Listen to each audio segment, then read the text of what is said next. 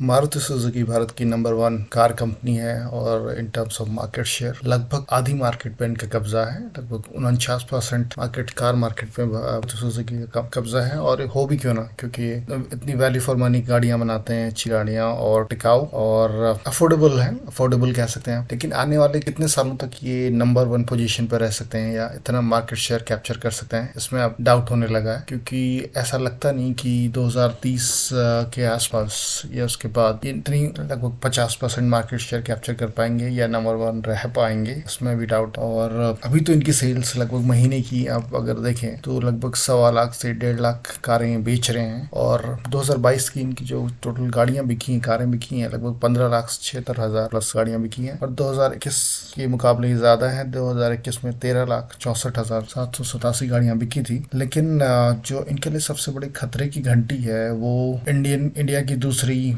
स्वदेशी company Tata Motors की तरफ से है। टाटा मोटर्स का एकदम से कायाकल्प हो गया है लगभग 4-5 साल से। जब से इन्होंने JLR का अधिग्रहण किया है, उसकी क्वालिटी काफी इम्प्रूव हुई है और उसके सेफ्टी फीचर्स और लोगों का परसेप्शन काफी चेंज हुआ है इनकी गाड़ियों की तरफ। क्योंकि सेफ्टी रेटिंग्स में भी 4 to 5 स्टार लेके आ रहे हैं और की गाड़ियां क्वालिटी वाली मजबूत गाड़ियां हैं और वैल्यू फॉर मनी गाड़ियां भी दे रहे हैं। और वहीं दूसरी तरफ मारुति की क्वालिटी इतनी अच्छी नहीं मानी जाती। प्लस इनकी सेफ्टी रेटिंग हमेशा बड़ी महंगी से महंगी गाड़ियां, चाहे वो बलेनो हो, चाहे स्विफ्ट हो या उससे ऊपर 1, 1.5, 2 स्टार, 3 स्टार किसी गाड़ी को मिल गया तो मिल गया, अदरवाइज 1 से 2 स्टार के बीच में ही रहती है, जो कि एक बहुत ही खराब सेफ्टी रेटिंग है। सारी ग्लोबल एजेंसीज अब इनको अच्छी रेटिंग नहीं देते। और जब इंडिया के अंदर इतने रोड एक्सीडेंट होते हैं तो ये बड़ा ही लोगों की नजर में ये चीजें आती हैं और लोग उस हिसाब से अपनी गाड़ियां खरीदते हैं। कि अगर कोई 8 से 10 लाख रुपए डाल रहा है किसी गाड़ी में तो कम से कम ये चाहेगा कि उसकी जान तो कम से कम सेफ रहे। खैर वो तो दूसरी बात होगी। लेकिन टाटा मोटर्स की गाड़ियां जैसे टिगोर,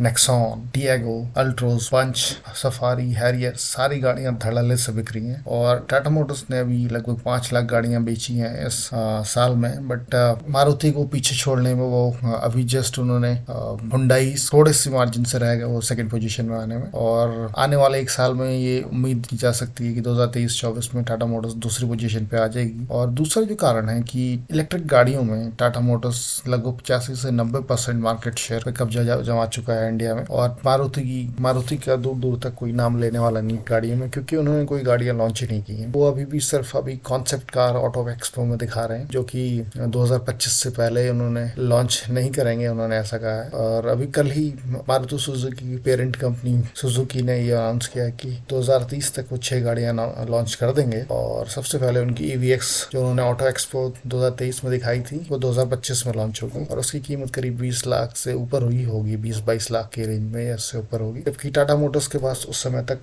कम से कम 2 से 3 वैरायटी और बढ़ जाएंगी। अभी उनके पास 3 ब्रांड है और उसके बाद हर साल वो 2 से 3 गाड़ियां लॉन्च कर रहे हैं। तो टाटा मोटर्स एक तरह से कई कदम आगे निकल चुका होगा मारुति से। और मारुति के पास हाथ मलने के अलावा कोई चारा नहीं रह जाएगा। मारुति का जो मेन ताकत है वो है सस्ती गाड़ियां, वैल्यू फॉर मनी गाड़ियां। लेकिन अगर वो 20 से 22 लाख या उससे ऊपर की इलेक्ट्रिक गाड़ियां भी निकालेंगे तो उन्हें लोग हुंडई की गाड़ियां, जो इलेक्ट्रिक गाड़ियां भी हैं, कोना या MG की गाड़ियां या BYD की गाड़ियां, उन गाड़ियों को छोड़ के कोई मारुति में क्यों जाएगा। 20 लाख में तो अच्छी रेंज और अच्छे फीचर्स के साथ और टॉप ब्रांड के साथ लोग जाना पसंद करेंगे। टाटा मोटर्स पहली चॉइस होगी ही होगी। उसके अलावा सुजुकी जो उनकी पेरेंट कंपनी है, जापानीज कंपनी मारुति सुजुकी की, उन्होंने अनाउंस किया है कि वो का मेन जोर 6 गाड़ियों पे रहेगा। और उसके अलावा वो अल्टरनेट फ्यूल में भी ध्यान देंगे। अल्टरनेट फ्यूल हो गया, फ्लेक्स फ्यूल जिसमें इथेनॉल हो गया, और इथेनॉल के अलावा वो हाइब्रिड गाड़ियों पे भी काम करेंगे। सो अभी भी मारुति का जब पूरा विश्व इलेक्ट्रिक तरफ जा रहा है तो मारुति वाले अलग ही दिशा में जा रहे हैं। मुझे जहां तक लगता है कि मुझे डाउट है कि मारुति 2030 के बाद अगर ऐसा ही रवैया रहा तो नंबर 1 की पोजीशन तो खो सकती है। क्योंकि जिस तरह से इलेक्ट्रिक व्हीकल जिस धड़ल्ले से आ रही है पूरे विश्व में, और इंडिया में भी उसकी एक झलक दिख गई है। टाटा ने लगभग 50,000 गाड़ियां बेच दी हैं 2 से 3 साल के अंदर। और वो भी तब जब इंडिया में उतनी इलेक्ट्रिक गाड़ियों की चार्जिंग स्टेशन नहीं है, गाड़ियां थोड़ी महंगी हैं लोगों की कैपेसिटी परचेसिंग पावर के हिसाब से, तब वो इतनी गाड़ियां बेच रहे हैं। तो अगर 10 लाख के आसपास कोई गाड़ी लॉन्च, जैसे कि टाटा टियागो लॉन्च हुई है, 20,000 ऑलरेडी 1 महीने 2 महीने के अंदर प्री बुक हो गई, तो आप अंदाज लगा सकते हैं कि मारुति